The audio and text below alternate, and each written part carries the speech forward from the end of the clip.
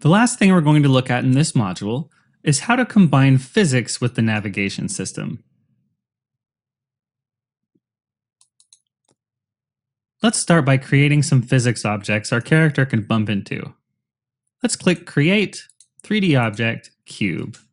Control-Shift to place it on our mesh, and let's add a rigid body to it. Now if we push play, you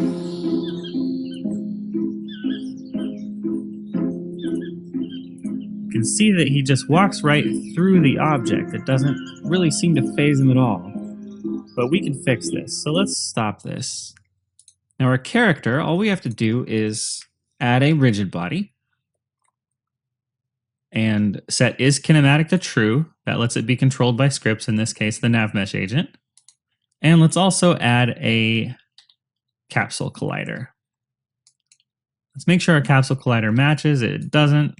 So let's set a height of 2, a center of 1, and let's see if it doesn't knock our little box over now. All right, so we had that item, and now it's fallen over because our character is part of the physics system.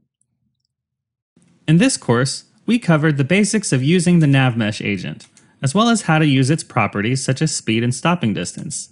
We also learned to control the navmesh agent with code.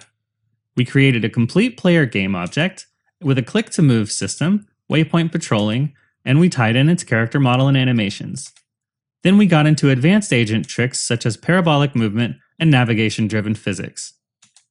Stay tuned for the next module, part 2 of the navmesh agent, where we'll create an enemy that can go out on patrol and give it some advanced AI features such as eyesight.